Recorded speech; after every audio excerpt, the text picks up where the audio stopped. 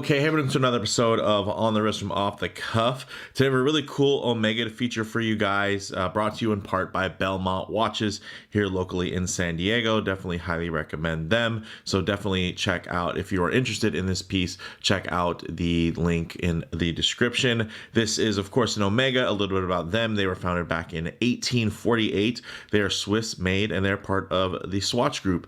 They fall within their luxury tier. And although I will say that Omega and Tissot merging was a precursor to what would eventually come to be known as the Swatch Group. So their history is a touch more pure than a couple of other brands within the group that were more like kind of rescued or revived, if you will, put on life support by the Swatch Group. Omega is a founding member, so I do think they deserve a little bit of credit from that perspective, not to be grouped in the same way as some of their other brands. Now, in terms of the type of watch, this is a dive watch, some key comm characteristics and design language that you can look for when you're checking out a dive watch. Of course, you're going to want water resistance, so with some type of screw down crown. You're going to want something that's tough, legible, with a dive time bezel, and a diverger extension is always nice if on bracelets. This is their Seamaster Planet Ocean 42 millimeter, and this line was originally launched back in 2005, combining design language that honors Omega's dive watch legacy with their latest technologies. This, when new, was available for $6,200 MSRP from Omega, or you could get this particular pre-owned model from 2015 for $4,150, which is a really outstanding deal. There's a lot of tricks to this in terms of its size and its proportions, and even to some of the quirks with its movement that I'm really looking forward to sharing with you guys. So with all that said, let's go ahead, zoom the camera out, get this piece in hand, and take a closer look. Okay, another big shout out to Belmont Watches for lending this piece in, but let's get into some of the details. So a lot of people think of the Planet Ocean as just kind of this really big dive watch, and it is a full-size diver, I'll give you that. It's marketed as a 42 millimeter, but I will say at the bezel, it's 40.3 millimeters.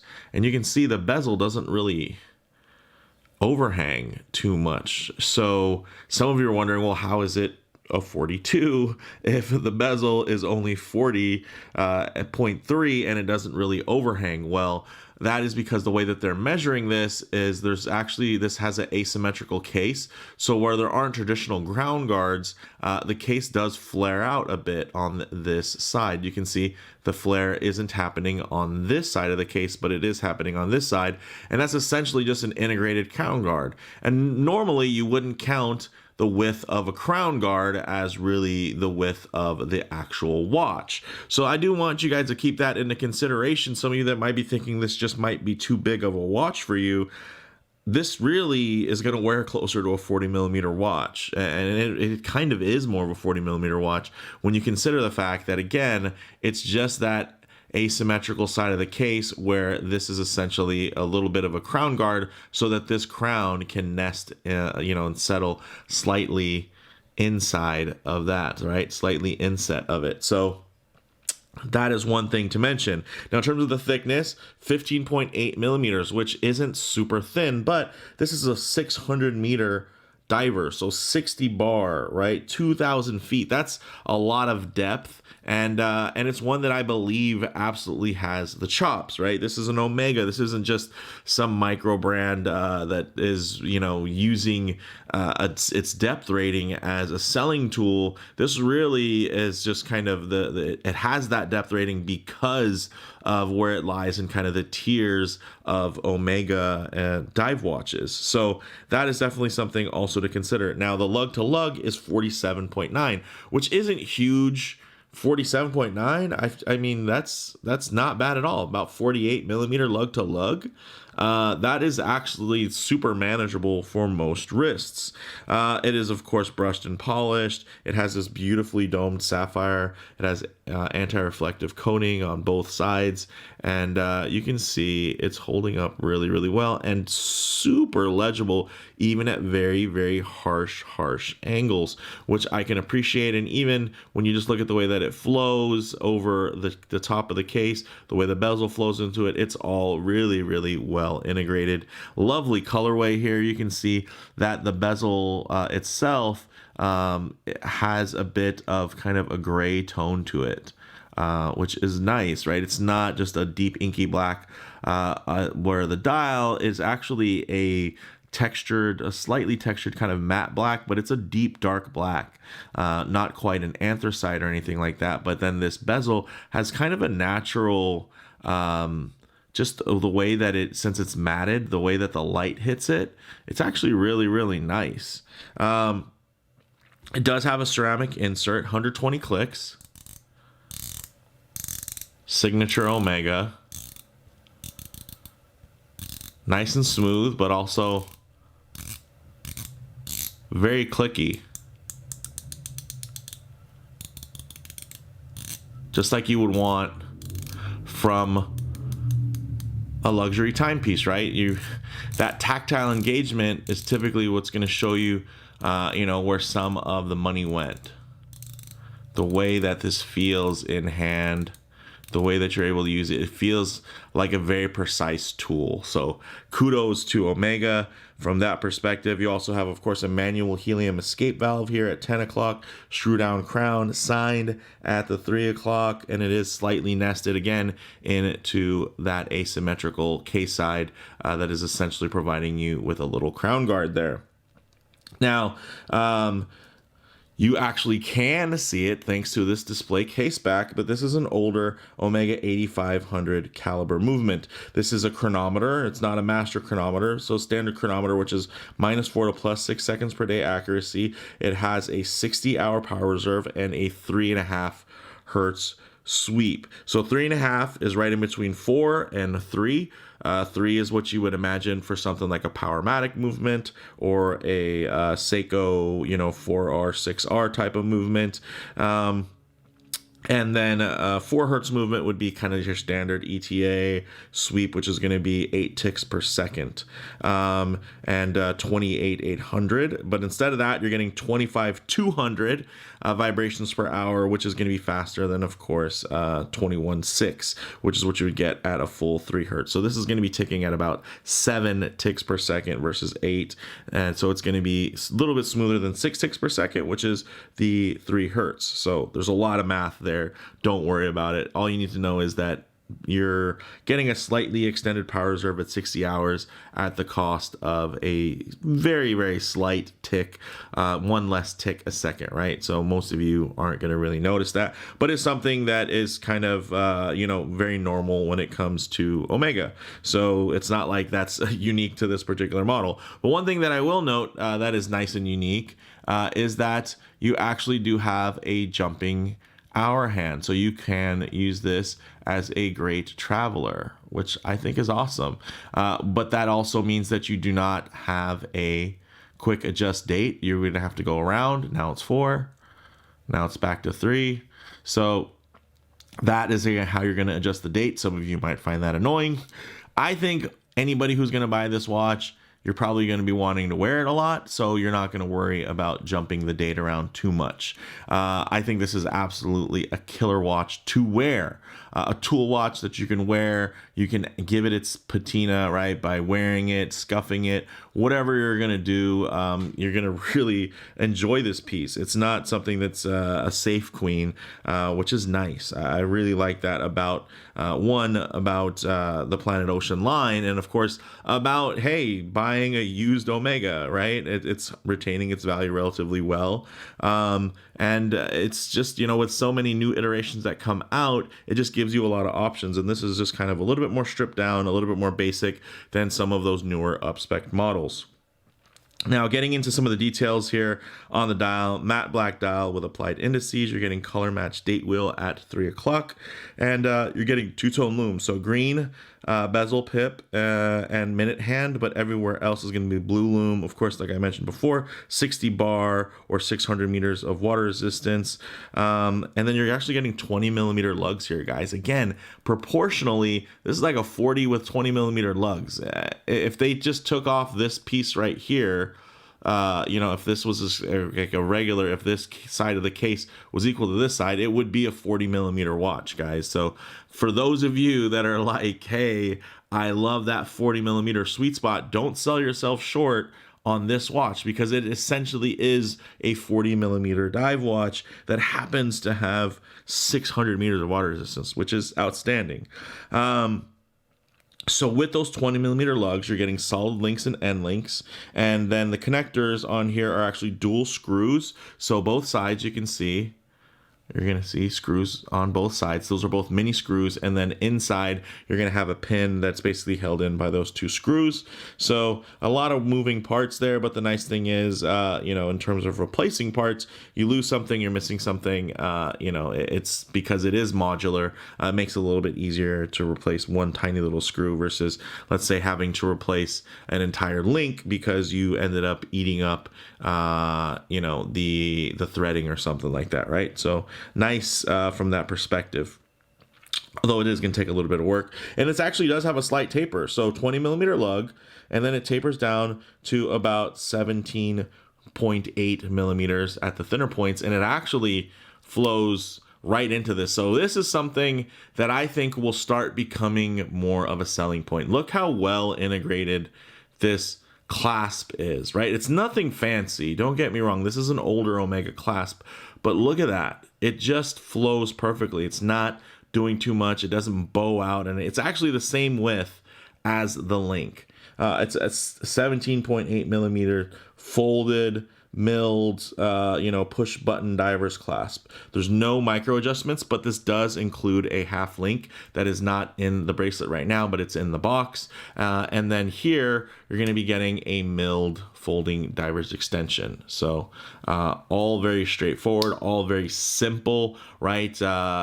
That's something that I think people are coming to appreciate more and more, are just those little analog touch points where things are just making, oops, I got to make sure that this is correctly seated. Sorry about that. Inside of the clasp so that I can close the clasp. Ooh, not seated correctly. You can see here that finger is slightly up. So let me just get that in, down. There we go. Now it can close. So that is something that I did want to point out. Very lovely. And it's just something you don't see every day. And it's still milled, which is the nice thing. So in terms of that flow, visual consistency, it is more compact. And again, think of this as a 40 millimeter, guys. So with that said, let's actually get it on the wrist and see how it wears. Okay, guys, as you can see on my 7.5 inch wrist, this wears just beautifully. Fantastic. Not too top heavy. Yeah, it's on the thicker side, but for a reason, it has a lot, double what you would think, or triple for many divers that can actually be of similar thickness, guys. I mean, there are two, like you think about 14 millimeter divers with 200 meters of water resistance. This is 15.8, yeah, a little bit thicker, but it has 600 meters of water resistance. So again, I think it can be forgiven. This just feels super solid, looks really solid. Of course, if I bring my wrist too close to the camera there, it's going to give you a good amount of lens distortion. That's going to make the watch seem a little bit bigger than it actually is on wrist. So what I'll do is I'll keep my hand nice and low and just tighten up the frame here so you guys can still get a detailed look, but maybe a truer aspect ratio in terms of how this is going to sit on your own wrist. You can see still very nicely centered at just under 48 millimeters lug to lug. And of course, those beautiful chamfers, the twisted lug. I mean, that is just, you're getting so much clean visual interest. And again, this isn't an homage watch. These are all, design cues that are from Omega. So, I mean, again, there's that icon status that you get to walk around with. And it's one of those things, because these models haven't really changed so much over the years. It's kind of like, you guys remember when the BMW 7 Series hadn't changed a lot, and it was just like you could have a brand new one or you could have one that was 10 years old, it seemed like, and they all it still had that similar look. That was a bit of a double-edged sword, but for people who own the older models, it was kind of nice because you could, for all intents and purposes, folks assumed you had the newest one, right? So they didn't think about how much savings you got. They just know how much the newest, most expensive model is. And here you're getting that same benefit. Yeah, the Ultra Deep just came out, but at the end of the day, it's a Planet Ocean. And that same design ethos carries over through all of these years. And yes, that's going to be thicker and bigger, sportier, more advanced. But here, you're getting something, again, that is just a little bit more low key, a little bit more sedate, and I think a little bit more timeless. It's only a matter of time before you start seeing these models and these generations that kind of were more of an in-between phase start becoming more and more desirable because just of the more simple construction, the simple layout, less tricks, but just really great proportions, 20 millimeter lugs, and essentially a 40 millimeter watch. I know a lot of you were just like, oh, well, I like the 39 millimeter. Okay, I also handle the 39, and the 39 definitely feels smaller, and that's great if you need a small dive watch. But if you need that kind of sweet spot, this really nails it. It really, really does. So with that said, let's actually get it off the wrist, set up for some Lume shots, low light transition, and closing thoughts. Okay, let's go ahead and hit the lights here. As you can see, outstanding Lume, just like you'd expect, and you're getting the two-tone play, you're getting the green minutes hand and the green 12-hour bezel pip, and that's great because that's what you're typically going to be tracking with when you're using dive timing, so that makes absolute sense. It's a nice functional choice, not a mismatch or a lack of attention to detail. It's, again, a purposeful and meaningful choice. But one thing I always like to work in is some low light transition, because you're not always going to be out in the middle of a field enjoying direct sunlight. A lot of times you're going to find yourself coming in and out of buildings, walking underneath overhangs, or just hanging out underneath the shade of a tree. So it's nice to see what these colors, textures, and finishes render like in less than optimal lighting, to maybe even include some harsh lighting, which typically could expose some types of production defects. But here you're going to just see very nice uniform brushing in terms of the light, the way that it's gliding over those links in the bracelet. Nice luster, of course, to that high polished bevel there, and you can see this dial stays relatively black. You can see maybe if I get it here, you're gonna get a little bit of that matte there, but it takes a bit. I mean, you can see in most angles this is going to, it's just like with that part from directly on it, it's just going to render very black, which is going to be great for high contrast, while that bezel is going to give you some really cool kind of grayish matte anthracite vibes, which again kind of gives you a little bit more of a timeless look. It doesn't necessarily, it's not always going to be this glossy, new kind of shiny look. It's definitely going to lean more into the tool aesthetic, which I can absolutely appreciate. So let's get into closing thoughts here, guys. So on the wrist, very solid and substantial feeling. That hairline brushing is still impressive after all these years. This is a real beast of a watch, but with a legitimate 600 meters of water resistance, so it doesn't feel unnecessarily large. Grand Seiko, take notes with some of your large watches. Divers that are like 200 meters of water resistance, come on, let's get some of those numbers up. Then in terms of model variants, of course, this has since been replaced with more feature-rich updates, but you also got to think about upsizing as well as more thickness.